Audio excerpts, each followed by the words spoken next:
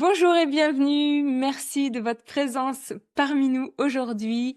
On ouvre ce deuxième live du Sommet des Doulas 2025. Je suis Élodie Cussick, je suis doula professionnelle en France, en région lyonnaise. Je suis la fondatrice de l'école Doula des Lunes et je suis l'organisatrice de ce Sommet des Doulas.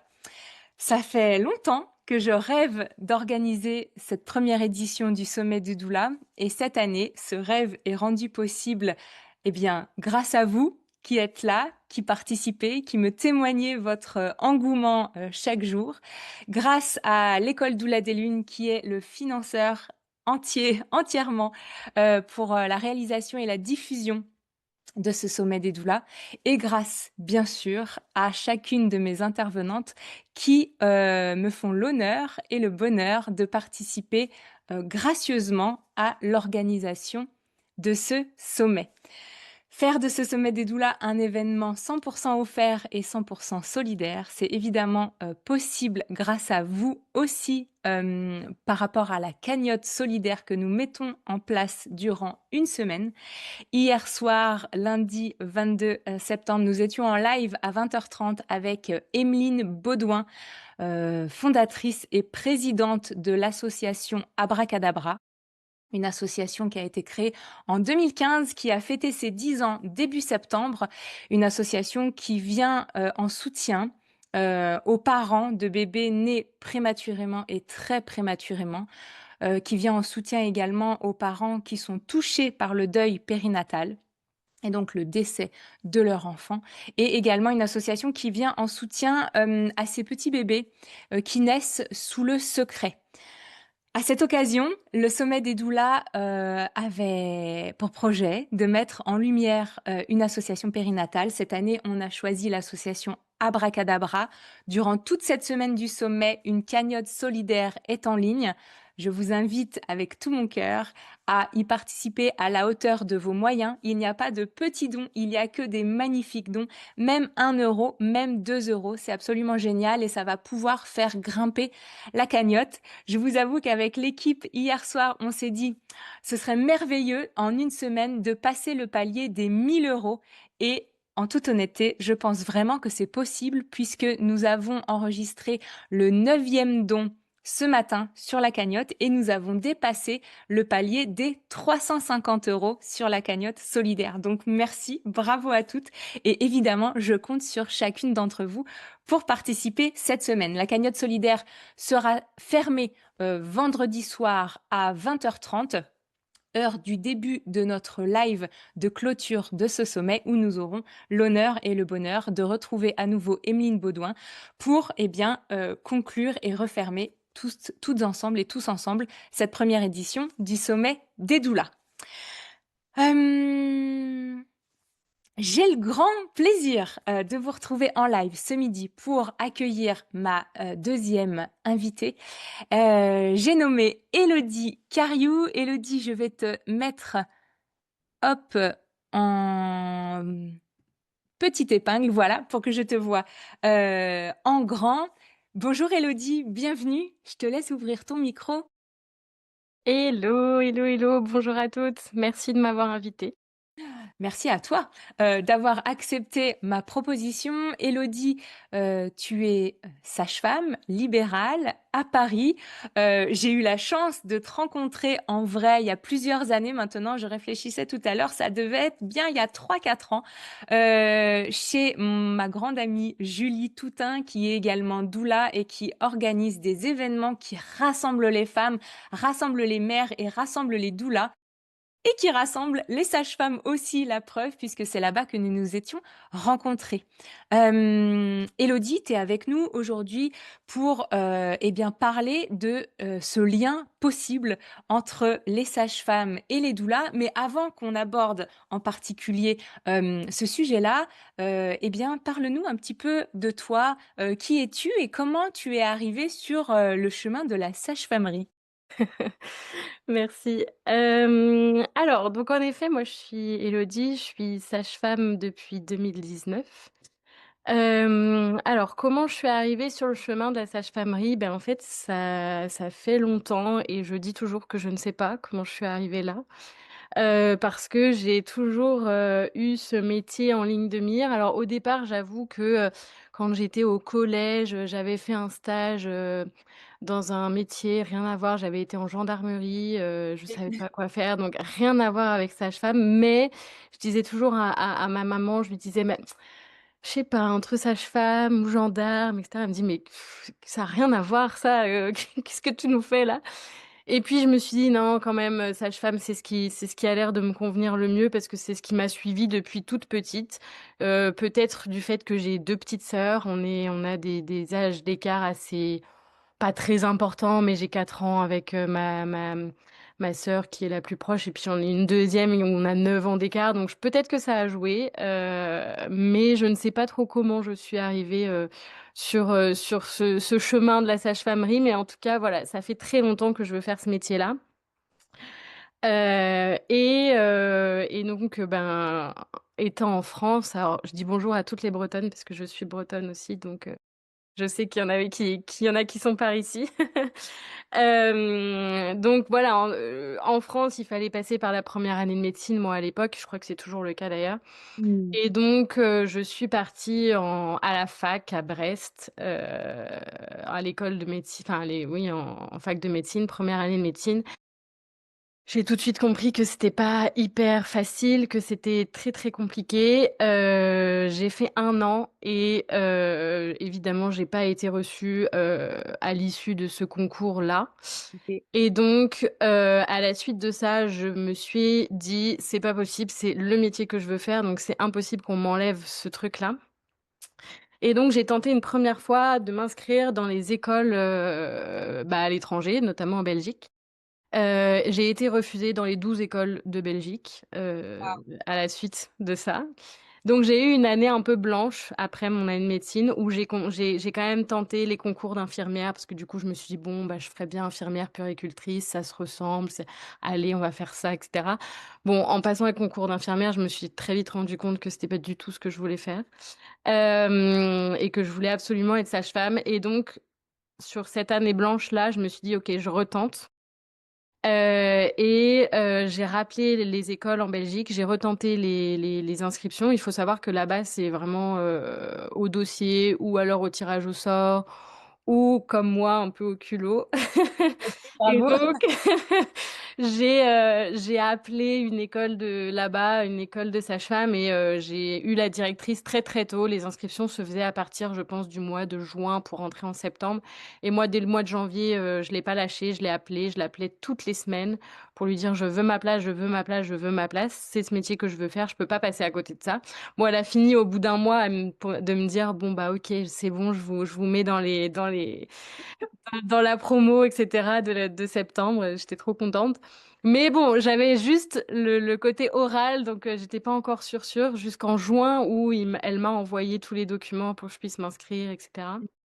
Donc voilà, donc j'ai poussé, poussé, poussé très fort pour pouvoir partir en Belgique et donc me voilà arrivée à Liège en, 15, 16, 17, ouais, en 2015. 2015. Et donc j'ai fait 4 ans, en Belgique à l'école de sage-femme. 4 magnifiques années, c'était très ad Et tu vas nous en parler, mais c'est aussi important que tu nous racontes que tu es passée par la Belgique avant de revenir en France et de suivre, les femmes et de les accompagner, durant leur maternité, avec ta casquette de sage-femme. Parce que, eh bien, tu pas tout à fait comme la majorité de tes consoeurs, sages-femmes en France, notamment parce que, eh ben, oui, tu es une femme, tu es une sage-femme et une femme, qui croit très fortement en la physiologie, de la naissance et tu vas nous en parler parce qu'évidemment que ça ouvre le champ des possibles, notamment en termes de collaboration professionnelle avec des doulas. Aujourd'hui, Élodie, toi, donc tu travailles en tant que libérale sur Paris. Tu accompagnes principalement les grossesses. Tu me parlais tout à l'heure quand on préparait notre entrevue que c'est à peu près 80% de ta patientèle l'accompagnement durant la périnatalité. Tu accompagnes aussi par la micronutrition, la phytothérapie. Tu vas sûrement nous expliquer un peu plus pourquoi tous ces choix dans ta pratique professionnelle. Mais j'ai quand même une première question là qui me brûle la bouche, c'est raconte-nous, dans tout ce parcours, on a vu vraiment, tu savais vraiment que tu voulais devenir sage-femme. À quel moment tu as croisé la route des doulas? Est-ce que c'est déjà en Belgique? Est-ce que c'est de retour en France? Raconte-nous. Je pense que c'est en Belgique. J'ai plus très bien le souvenir, j'avoue, de quand est-ce que j'ai commencé à entendre parler de doula. Je pense que c'est en Belgique parce que, en fait, à l'issue de mes 4 ans, quand je suis revenue en France, j'ai pas fait longtemps en hospitalier. J'ai fait 2 ans et demi d'hospitalier et je me souviens déjà, défendre un peu le métier de doula avec mes collègues. J'ai une image qui me revient d'une collègue sage-femme. Elle disait: «Ah non, mais les doulas, chaman, charlatan», enfin, c'était vraiment les trucs qui s'associaient aux doulas et qui le sont encore. Et Mmh. je me souviens, parce que j'ai travaillé de nuit, je me souviens très bien lui dire: «Mais» je dis: «Mais ça va pas en fait, c'est que tu connais vraiment pas le métier de doula, tu sais vraiment pas à quoi ça correspond pour dire des trucs comme ça». Et ça devait être, je vous parle de ça, ça devait être en 2020 quoi. Mmh. C'est il y a pas si longtemps que ça. Bon, ça fait quand même 5 ans, mais ça fait pas Mmh. si longtemps que ça. Et donc moi, je suis diplômée de 2019. Donc Mmh. je pense que, en effet, j'ai dû commencer à entendre parler des doulas en Belgique, sans franchement vraiment m'y intéresser de très près. Mais je crois que j'ai très vite compris, l'importance, en fait, des doulas, dès qu'on a commencé à m'en parler. Parce que pendant mes études de sage-femme, j'ai fait beaucoup, beaucoup de stages. Je suis autant en Belgique qu'en France. Je suis partie au Sénégal aussi pendant 1 mois et demi, pendant ma dernière année d'études. Hem et en fait, je pense que c'est sur ces dernières années-là que j'ai compris que nous, en tant que sage-femme, on est débordés. On Mmh. est clairement pas assez, en salle de naissance et cetera pour s'occuper des femmes. Et je pense que c'est là que j'ai compris que les doulas, seraient un point très, très fort dans l'accompagnement des femmes. Parce que justement, moi, je le voyais, même en tant qu'étudiante, on n'avait pas le temps, quoi. On n'avait pas le temps, il fallait faire les papiers, il fallait s'occuper de plusieurs femmes en même temps, et cetera. Et donc à chaque fois, moi qui ai un attrait très particulier à l'accouchement physiologique, à chaque fois que je voulais rester avec une maman, l'aider, la masser, lui proposer des choses, et cetera, on me disait: «Non mais attends, on n'a pas le temps là, il faut y aller, on a d'autres patientes», et cetera, et cetera. Et je crois que du coup, c'est là que j'ai compris que, OK, en fait, le métier de doula sera là vraiment pour nous aider parce qu'actuellement, c'est sûr que, moi, j'ai pas le temps de faire tout ça. Alors je peux le faire de temps en temps, mais j'ai pas le temps de rester, 1 heure avec une maman, avec un couple, qui a besoin de moi. C'est allez, je vais dire 10-15 minutes grand max parce que, ben, il y a d'autres choses à faire à côté. Et donc d'avoir quelqu'un aux côtés de la sage-femme qui peut s'occuper en tout cas de tout cet aspect-là en permanence auprès des femmes, bah, moi j'ai très vite compris que c'était game changer quoi pour les femmes. Bon je Mmh. je sais qu'il y a beaucoup de mes collègues qui ne le comprennent pas encore, mais ça va venir je pense. Oui, justement, allez, là, tu nous as mis directement dans le sujet. Là, je vais directement en bas de ma feuille de questions et je m'étais noté, on le sait. Alors, peut-être, je vais faire une petite introduction parce que je sais que j'ai beaucoup de doulas là, parce qu'il y a pas mal d'étudiantes et d'anciennes étudiantes de l'école Doula des Lunes. Je suis très heureuse que vous soyez parmi l'audience aujourd'hui, mais il y a aussi peut-être des femmes qui sont pas encore doulas, juste qui découvrent le monde des doulas et qui peut-être dans l'imaginaire collectif, ben voilà, finalement ne font pas trop la différence entre sage-femme doula, ou peut-être que s'imaginent qu'il y a une collaboration évidente qui peut se faire entre les sages-femmes et les doulas. Dans certaines parties du monde, ça arrive, mais en France, c'est encore compliqué. En France, alors, je vous parle d'un temps, on a l'impression que c'est le monde d'avant, mais c'est presque ça. Avant la crise Covid, je travaillais en région lyonnaise et j'accompagnais les naissances, en système hospitalier. avec, voilà, avec les équipes, avec l'accord des équipes. Beaucoup de mes consoeurs doula, faisaient la même chose un peu partout en France et il faut savoir que la crise Covid a quand même été une crise majeure pour tout un tas de raisons, mais aussi, pour l'accès, des hôpitaux, des maternités, aux doulas en particulier. Alors déjà qu'on était une petite goutte dans l'univers, périnatal français, il a vraiment fallu de peu pour que la petite goutte soit balayée et que en post-Covid, finalement, tous les petits pas que nos consoeurs d'avant avaient fait pour accéder avec parcimonie aux espaces hospitaliers et aux maternités pour accompagner nos clients, on est arrivé post-Covid et là, fallait tout recommencer de zéro. Et donc là, c'est vrai que en France, depuis la fin de cette énorme crise allez, on peut dire sociopolitique, socio-médicale, du Covid en France, eh bien, non, c'est pas revenu comme avant. Déjà que le comme avant était pas forcément très évident pour les couples qui nous voulaient à leur côté, durant leur naissance, mais alors maintenant, c'est encore moins évident. Donc officiellement, les organismes, administratifs et officiels comme le Conseil national de l'ordre des sages-femmes, le Conseil national, des gynécologues et des obstétriciens français, tous ces grands mastodons, administratifs, ils s'affichent, publiquement, hein, assez hostiles, très critiques envers les doulas dans des communiqués de presse, officiels. Hem c'est différent dans d'autres pays où les doulas sont vraiment, intégrées aux professionnels entourant, les jeunes parents et les futurs parents. Du coup, Élodie, j'ai une question, pour toi. À ton avis, cette situation en France, d'hostilité en fait, envers notre profession, est-ce qu'on peut offrir, aux futurs parents et aux jeunes parents qu'on accompagne, ça dit quoi de notre système médical français? Ça dit quoi, du système médical par rapport aux mères? C'est une grosse question.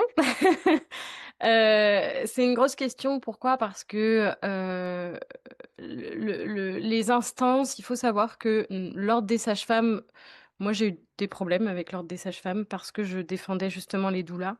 Eh oui. Je pense qu'il y a il y a plusieurs années de ça, j'avais dû faire un post sur Instagram.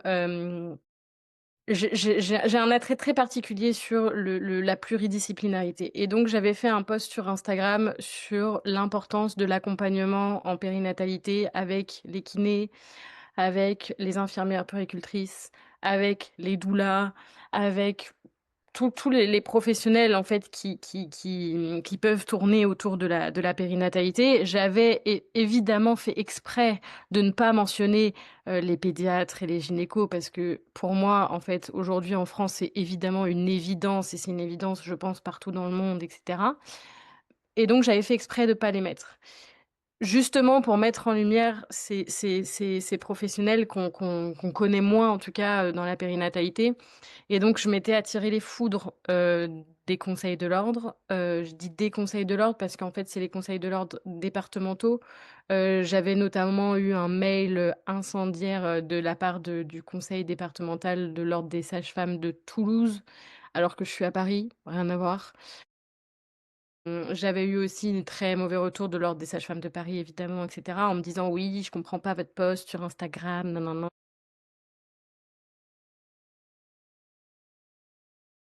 Et vraiment des messages que je comprenais pas. Tout ça parce que j'avais parlé des doulas et que j'avais pas mis les médecins en avant, que j'avais pas dit que oui, les pédiatres sont aussi très importants, que les gynécos sont aussi très importants.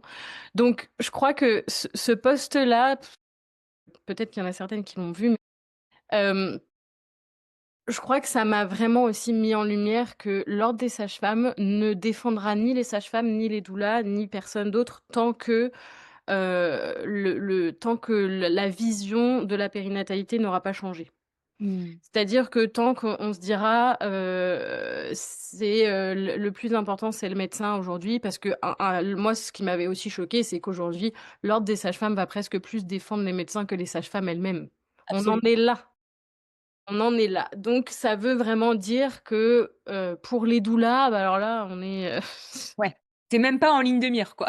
C'est c'est même pas la peine et dernièrement, enfin dernièrement, il y a il y a presque 1 an de ça, moi qui ai fait du coup un diplôme en phytothérapie et cetera, pareil, j'en avais discuté avec une dame qui travaille à l'ordre.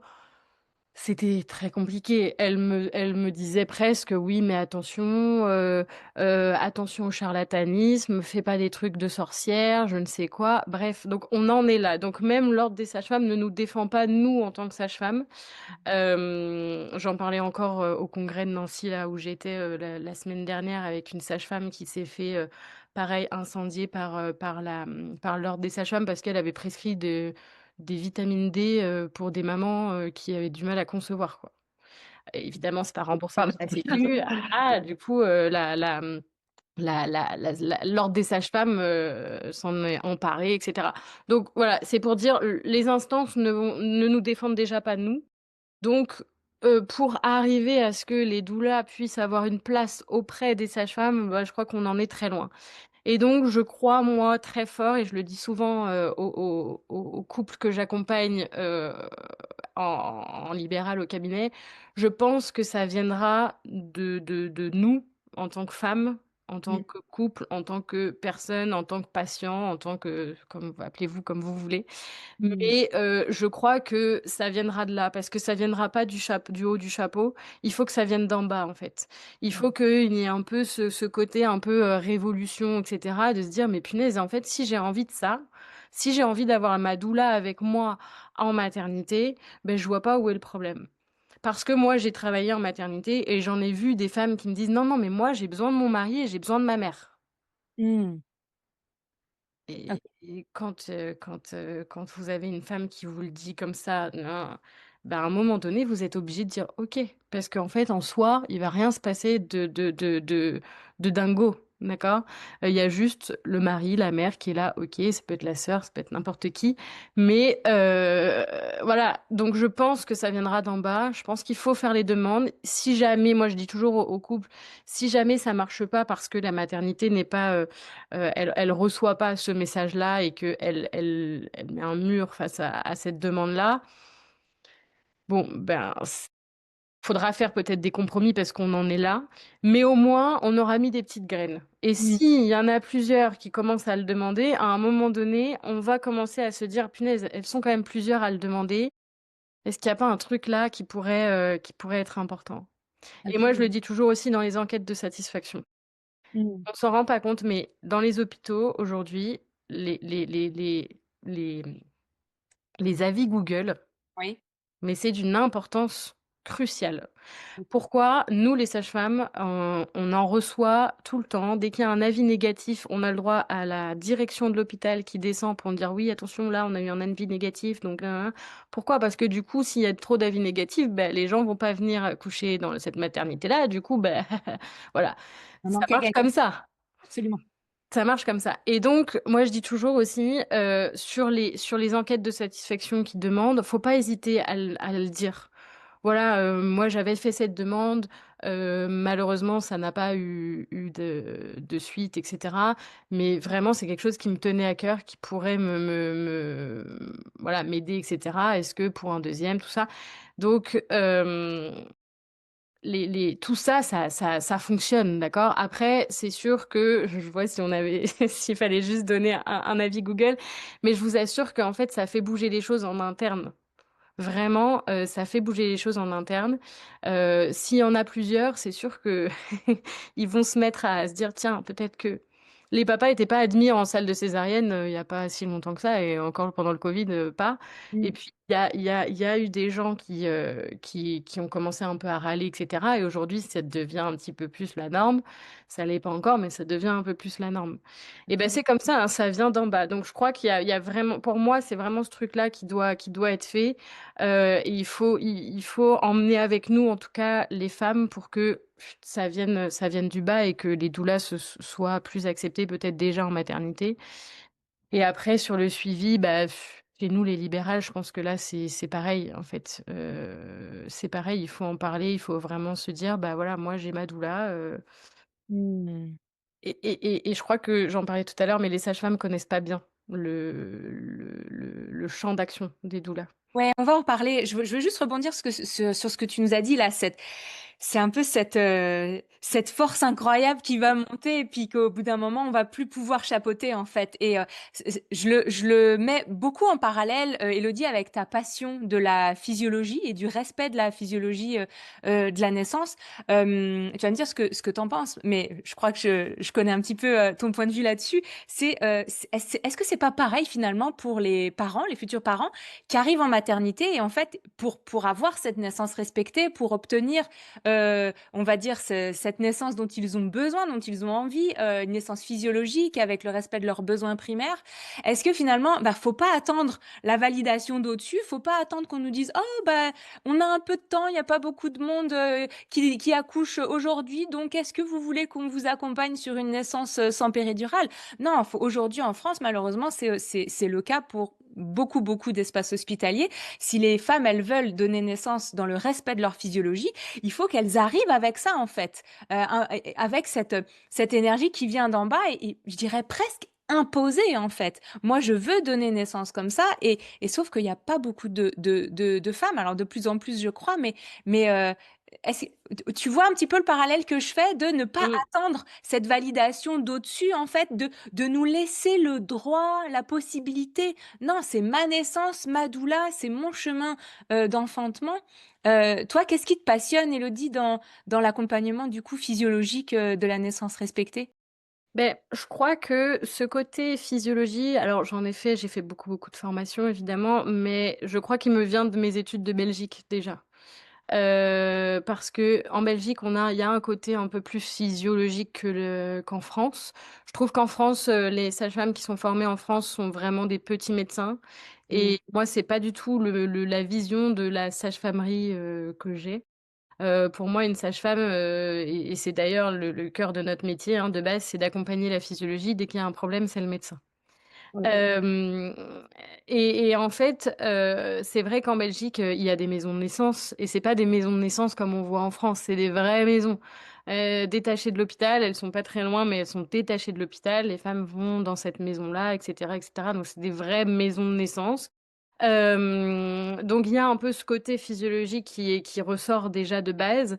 Évidemment, quand je suis sortie de l'école, alors moi qui suis revenue tout de suite en France, en m'inscrivant à l'ordre des sages-femmes, je suis tombée sur hem, sur une sage-femme que vous connaissez peut-être sûrement, c'est Chantal Birman, qui Mmh. était, du coup, à l'ordre des sages-femmes, du département où je me suis inscrite.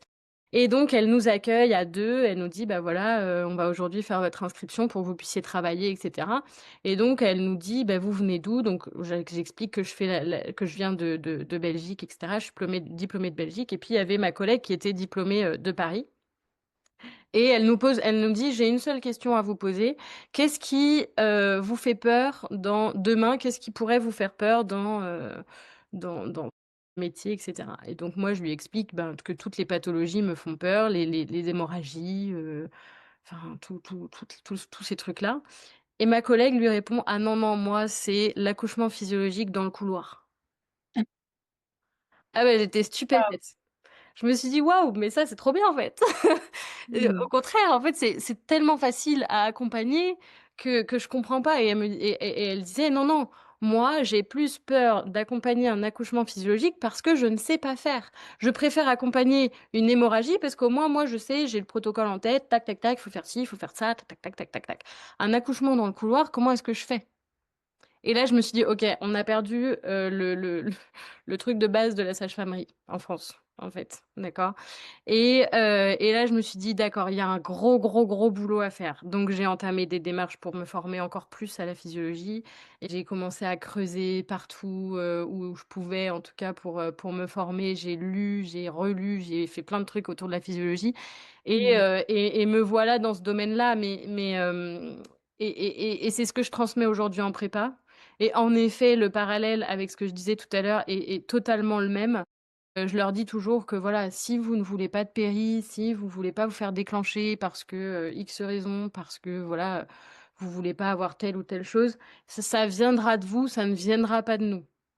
Parce que nous, quand vous arrivez à la maternité, si vous êtes à 3 centimètres, on vous proposera une péridurale parce que c'est beaucoup plus facile pour nous à gérer. Absolument. Mmh. que, si vous arrivez à terme et puis qu'il y a de la place dans le service, ben, on vous proposera un déclenchement parce que c'est aussi beaucoup plus facile à gérer, ça fait une en moins pour plus tard.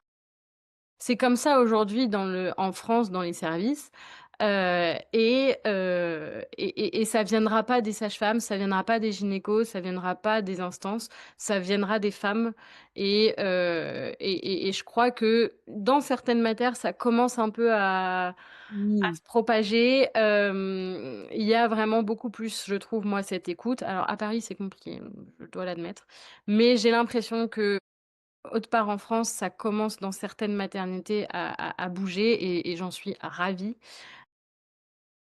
Mais ça viendra d'en bas, en effet. C'est exactement la même chose pour certains souhaits. Il y a des choses même de base, quoi, qui me paraissent, la maternité, moi, où je travaillais, on mettait les bébés en couveuse après, qu'ils soient nés par césarienne, tous. Et moi, quand je suis arrivée, je dis: «Mais c'est quoi ce truc-là? Les bébés ne doivent pas être en couveuse, ils doivent être contre leur maman ou contre leur papa en peau à peau ou contre peu importe, mais en tout cas, ils ne doivent pas être en couveuse, après avoir eu après être nés par césarienne, encore moins». Mmh. Et ça a été compliqué parce que les auxiliaires de puériculture me disaient: «Oui, mais Élodie, ça fait 30 ans qu'on fait comme ça, c'est pas toi qui vas changer les choses maintenant». Ben si, si, Eh si. beh, oui, au bout Heu d'un moment, changeons les choses. Mais oui, merci Élodie, ça fait du bien d'entendre, bah, voilà des revendications pour, ben, il y a tout qui évolue, il y a tout notre monde à l'extérieur de nous qui évolue à vitesse, grand V. Pourquoi les instances pour prendre soin de nous, pour prendre soin des générations futures, et ça sera eux, hein, qui seront là, après nous, pourquoi on reste encore sur des protocoles qui ont 20 ans, qui ont 30 ans? mmh. Du coup, Élodie, tu on a bien compris, voilà, ta vision révolutionnaire que j'adore et que j'aimerais que beaucoup plus de sages-femmes, aient cette résonance avec toi. Est-ce que tu as déjà collaboré avec des doulas? Si oui, de quelle manière? Comment dans ton travail, dans ton quotidien de sage-femme libérale, tu incarnes cette vision pro doula que tu défends, avec nous, ce midi? Quand je travaillais en hospitalier, j'ai jamais ou je crois pas, j'ai jamais travaillé avec des doulas, parce que je travaillais dans des maternités où l'accès était impossible. Donc ça, je crois pas, en tout cas, je suis en train de réfléchir en même temps, mais en salle de naissance, je crois pas. Par contre, alors je vous disais tout à l'heure, j'ai été diplômée en 2019, je me suis installée en libéral, en 2020, mais je travaillais encore à l'hôpital, je travaillais à l'hôpital, jusqu'en 2022. Hem et du coup, dès que je me suis installée en libéral, par contre, là, j'ai eu l'occasion de travailler avec des doulas à plusieurs reprises. J'ai une patientèle, moi, qui comprend, très, très fort, l'intérêt des doulas, donc qui n'hésite pas à faire appel à des doulas, assez rapidement, pendant la grossesse déjà.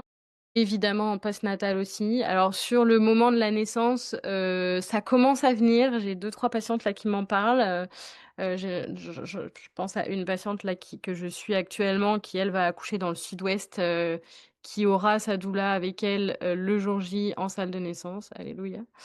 Donc voilà, donc je commence voilà à voir, un petit peu émerger tout ça, et donc par exemple, alors je la suis à distance cette patiente-là parce qu'elle habite pas Paris, mais voilà, j'ai demandé à ce qu'on puisse se voir, faire une téléconsultation, une visio à 3 avec la doula, comme ça on peut voilà, moi je peux aussi lui expliquer le comment est-ce que moi je travaille, qu'est-ce que je vais lui transmettre dans la prépa, elle également et cetera et donc faire un vraiment ce travail pluridisciplinaire qui doit, bien sûr, être fait. Donc voilà, donc ça, je travaille beaucoup, j'ai plusieurs patientes en tout cas qui font appel à des doulas comme ça. Alors après, c'est vrai que j'ai pas toujours l'occasion de le faire comme ce que je viens de dire, c'est-à-dire d'aller parler aux doulas, de présenter un peu, de voir ce qu'elles font et cetera. Alors, il y en a que je connais, donc je sais comment elles travaillent, mais bon, par manque de temps, j'ai pas toujours l'occasion. Mais voilà, mais je connais très bien le métier de doula, donc je sais que ça sera qu'un point positif pour ces patientes-là et je leur en parle en prépa, très, très souvent. Je leur dis: «Bah, voilà, Si jamais vous avez besoin, vous sentez que, vous avez besoin d'un accompagnement supplémentaire, il y a les doulas qui existent et donc souvent, les gens me regardent en mode: «C'est quoi ça les doulas?» C'est-à-dire, OK. tu peux nous expliquer? Donc voilà, je leur explique déjà en prépa, ce qu'est une doula, qu'ils peuvent faire appel à des doulas en prénatal, en postnatal et puis, sur le jour J si possible. Donc voilà et puis pendant 1 an, j'ai été aussi enseignante dans une école de doula donc voilà, je connais bien. Alors du coup, je suis très curieuse, ça serait quoi la définition du métier de doula dans la bouche d'une sage-femme? Raconte-nous. Alors ce que je leur explique moi en prépa, c'est que, hem, je leur explique souvent que la doula va venir en complément de la sage-femme. Que nos métiers se rapprochent beaucoup, certes. On a un gros, point très différent, c'est le médical évidemment, qu'une doula et je leur dis bien ça parce que je sais aussi qu'il y a des doulas qui font pas les choses de manière très correcte. Comme chez nous les sages-femmes et comme dans tout métier, je pense. Donc je leur dis bien qu'une doula qui est amenée à faire un acte médical, c'est illégal et c'est là où est la grosse différence. Et je leur dis que voilà, il y a des séances où, bah, certes, il va peut-être y avoir des explications sur, l'accouchement physiologique, tout comme ce qu'on a vu en préparation à la naissance. Mais moi, je dis toujours qu'il vaut mieux dire 2 fois la même chose que de dire 50 fois des choses différentes.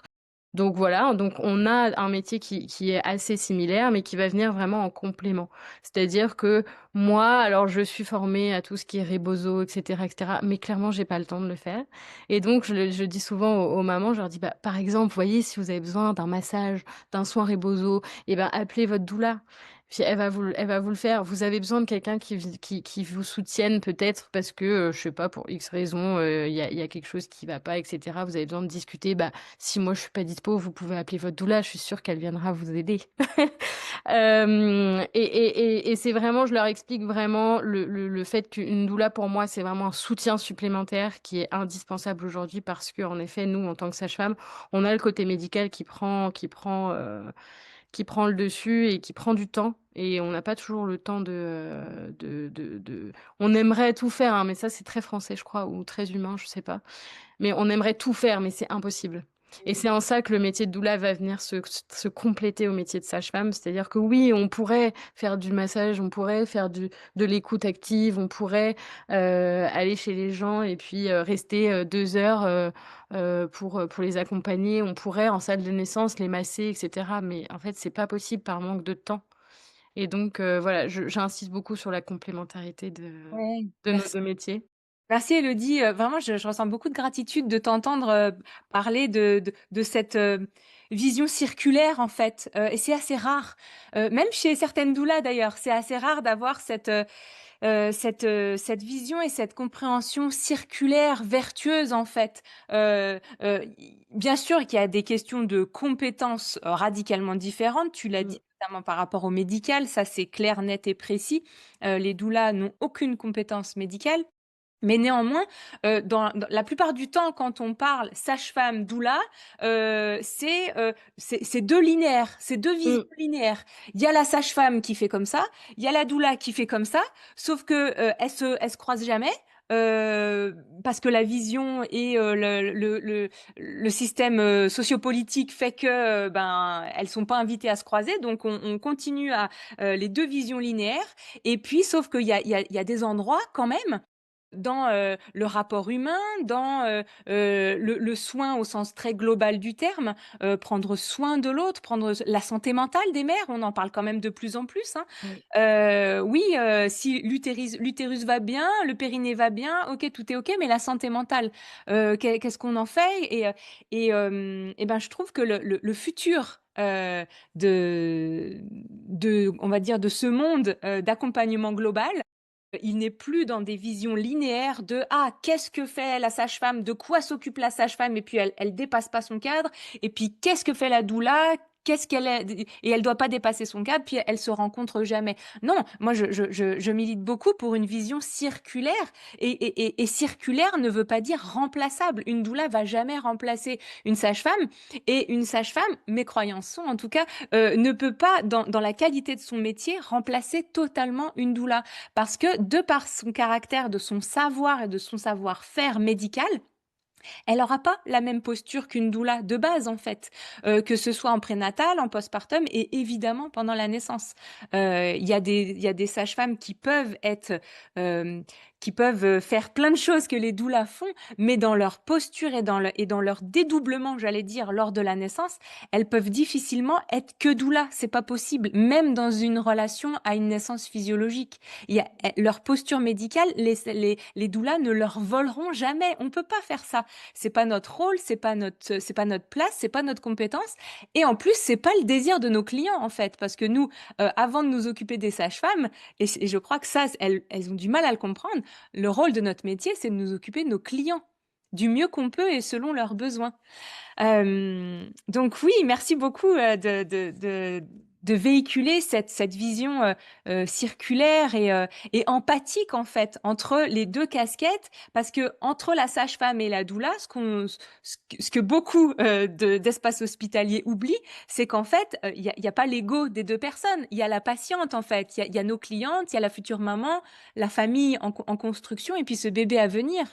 Et oui, je te rejoins, c'est très français de mettre l'ego entre des professions et non pas l'objet du soin qui est, la famille en devenir. J'ai une question, pour toi justement, pour continuer de parler, de ça parce que je vois qu'il y a le temps qui file et c'est passionnant ce qu'on est en train de partager.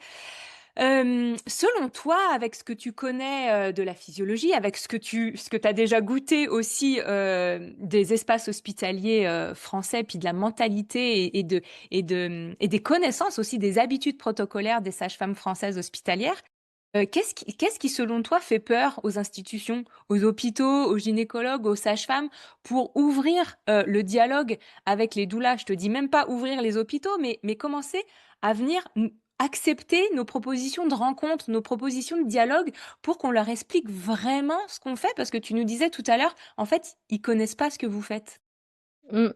Alors, il y a plusieurs choses, je pense, dans tout ça. Je pense que déjà, pas pour défendre le métier de sage-femme, mais il y a un très gros problème en France, c'est la reconnaissance des sages-femmes, qui du coup, en fait, on a, je crois, ce besoin permanent de montrer qu'on est là, qu'on sait faire, que, on sait accompagner, les femmes et cetera et que du coup, on a besoin de personne d'autre à nos côtés pour qu'une femme puisse accoucher.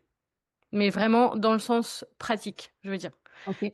Et tu parlais tout à l'heure de santé mentale et cetera, ça vient après, mais dans un premier temps, je crois qu'en France, on a vraiment ce côté un peu robotisé de la sage-femme et moi, je me suis sentie comme ça en milieu hospitalier, de me dire: «OK, là, j'active un peu mon mode robot, j'ai ça à faire, tac, tac, tac, tac, tac, ça se passe comme ci, comme ça, il faut que je fasse ça comme ci, comme ça, machin, truc» et voilà et en fait derrière, on a peut-être un médecin, un gynéco ou je ne sais qui: «Ah oui, mais tu as pas fait ci, ah mais tu as pas fait ça, On est très vite en fait rabaissé et on le voit beaucoup, hein, en milieu hospitalier. On les petites sages-femmes, voilà, c'est vraiment les voilà, elles gèrent tout mais elles ont pas de reconnaissance, hein. Moi je cache pas, mon premier salaire ça a été 1 720 € Mmh. pour un travail de nuit en permanence, pour une douzaine, quinzaine de gardes sur un mois.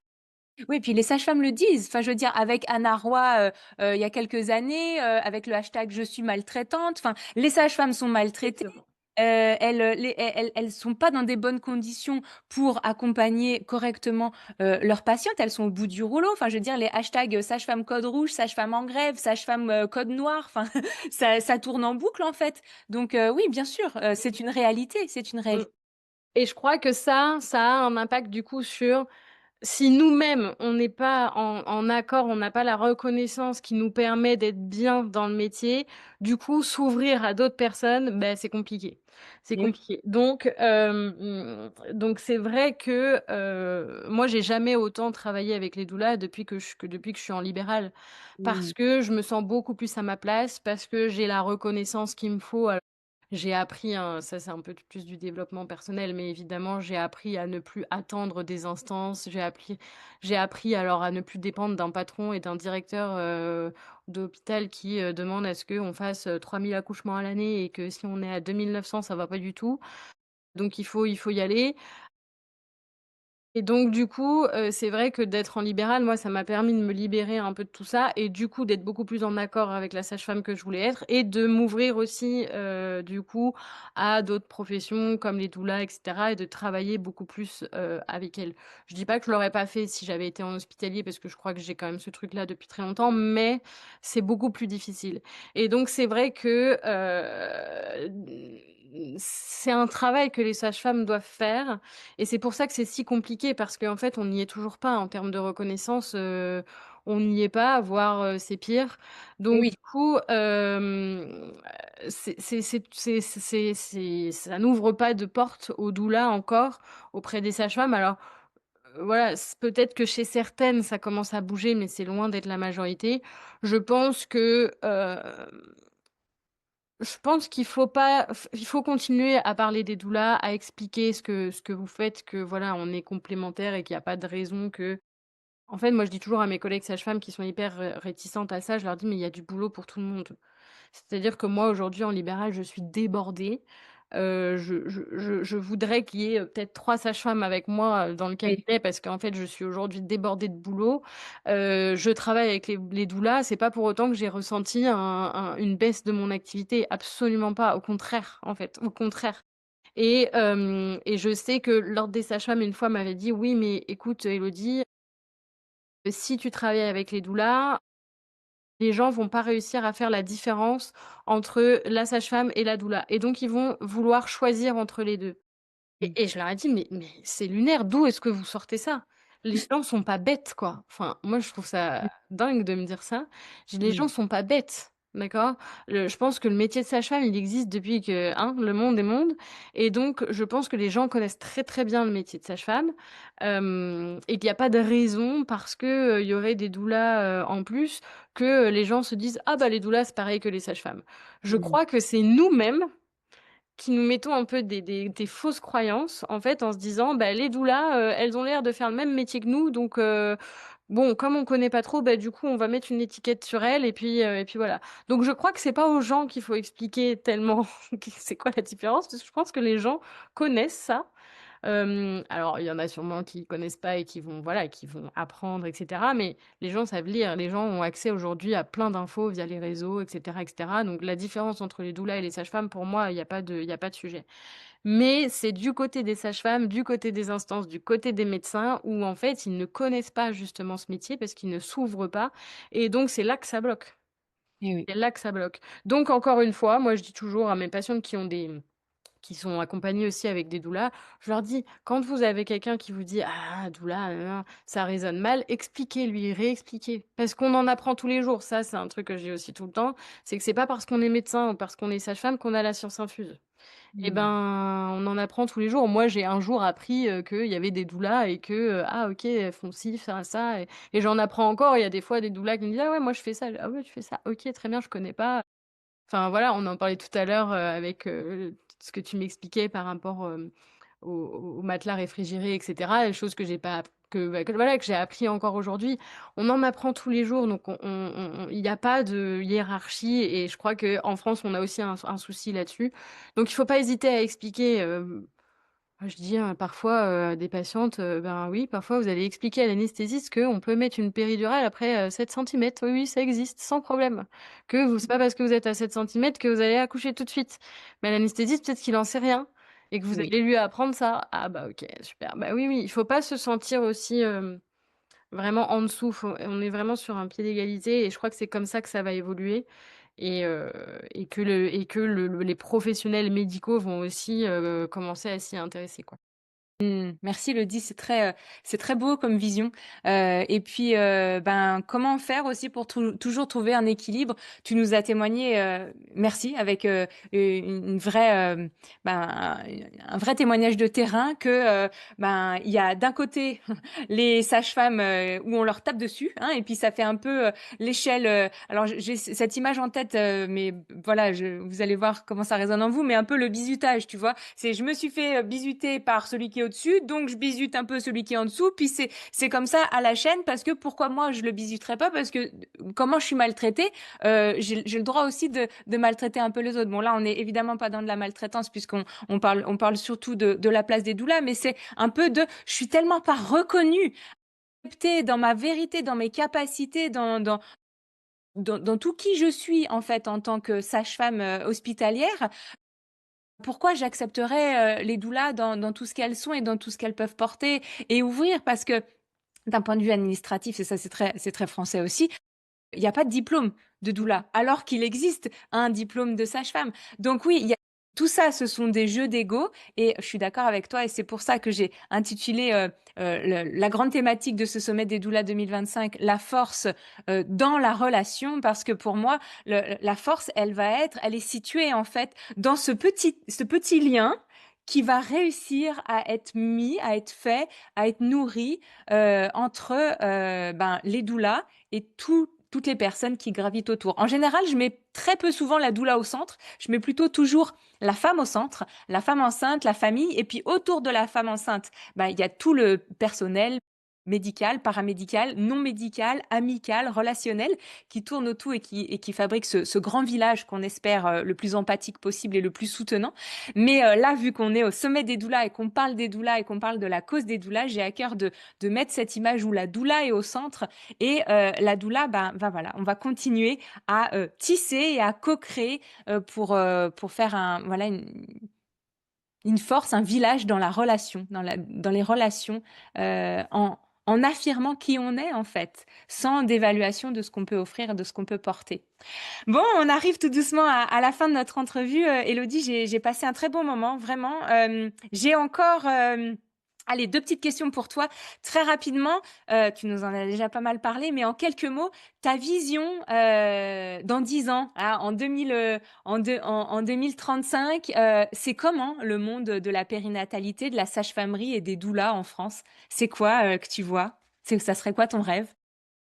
Alors, mon rêve, ouh là là, mon rêve, ce serait que tout le monde ait accès à ce qu'il souhaite en termes de périnatalité. Je rêve d'un monde où, une femme qui veut accoucher à la maison, bah, elle soit pas, vue comme, une femme dangereuse, parce qu'elle a sa sage-femme, elle a sa doula peut-être aussi, qui l'accompagne et cetera et qu'elle le fait, vraiment, de manière sécuritaire. Qu'une femme qui veut accoucher à la maternité, et qui veut un projet physio soit hyper accompagnée parce qu'il y a des gens qui sont compétents là-dedans, qui n'ont pas peur d'accompagner, des accouchements physio. Je rêve de, aussi ces peut-être ces femmes ou ces couples qui se disent: «Ben non en fait, moi là, voilà j'ai été, j'ai eu ma prépa et cetera, mais voilà, OK, je veux un accouchement un peu plus médicalisé» et puis, bah, que ce soit OK.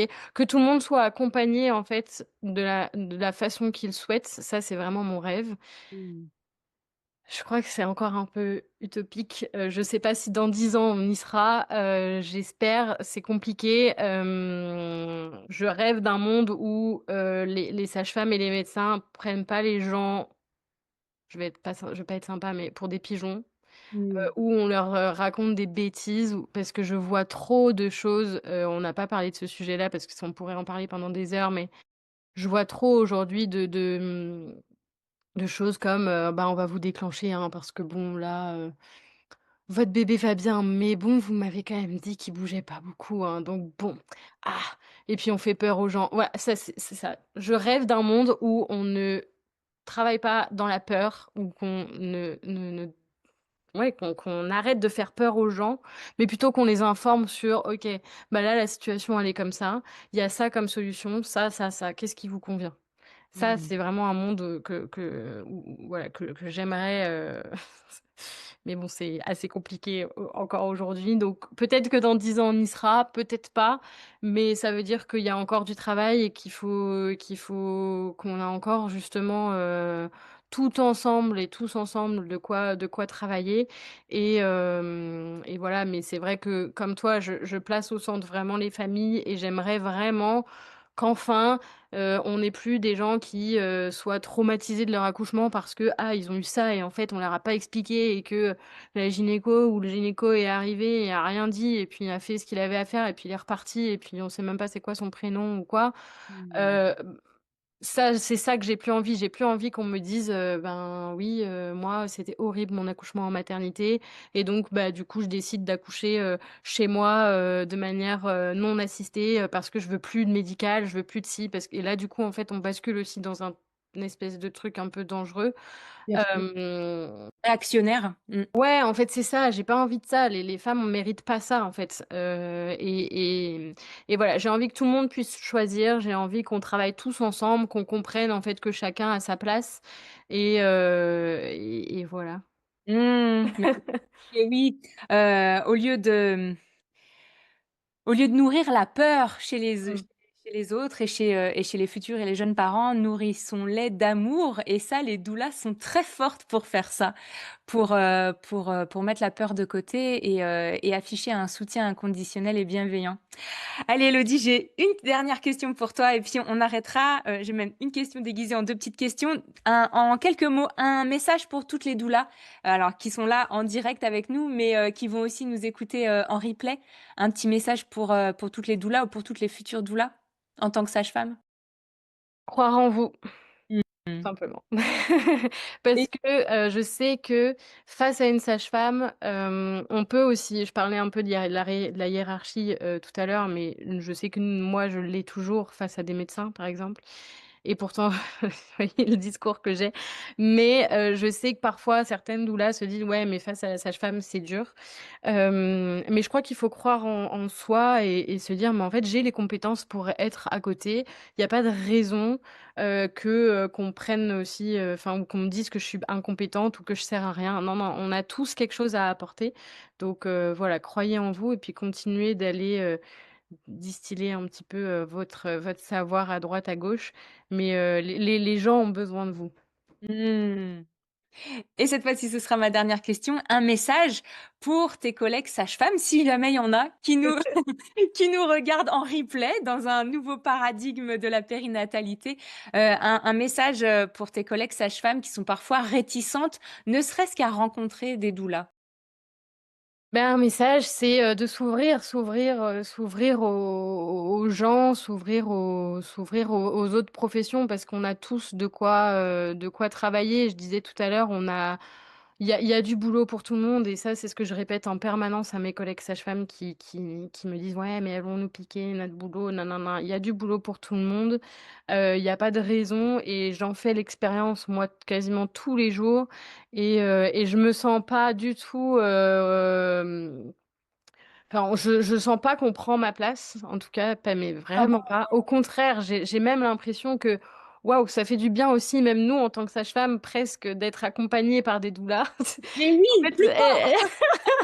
elles accompagnent les familles, mais presque elles nous accompagnent nous aussi parce qu'en fait ça fait du bien et je crois aussi que c'est très français ça parce que j'en parle aux couples aussi, mais ça fait du bien d'être aidé dans la vie et je crois qu'en tant que sage-femme, ben, on peut pas tout faire et d'avoir une doula à côté de nous, bah, ça va nous aider dans l'accompagnement des familles parce qu'elles vont faire des choses que nous, on n'a peut-être pas le temps de faire ou qu'on ne sait pas faire et en fait, il y a pas de problème, quoi donc voilà, on s'ouvre aux autres et pas d'inquiétude, moi je veux rassurer vraiment les sages-femmes en leur disant que pas d'inquiétude, les doulas ne vont jamais, jamais, jamais prendre notre place, que c'est de la complémentarité et c'est tout. Mmh. Merci beaucoup Elodie, merci beaucoup. C'était un plaisir et un honneur de t'avoir, à mon micro pour Merci. ce 1er sommet des doulas qui, je le rappelle, est financé à 100 par l'école Doula des Lunes. Merci à vous toutes d'avoir été présentes. On a été un peu plus de 50, en ligne, ce midi. C'est pépite, c'est vraiment trop, trop beau, pour cette première édition, du sommet des doulas. On a soutenu la cause des doulas. Si vous souhaitez soutenir la cause de Emeline Baudouin avec son association Abracadabra qui soutient les parents parents lors de la prématurité et la grande prématurité, le décès des bébés, le deuil périnatal au sens large, eh bien, rendez-vous sur la cagnotte. Je compte sur vous.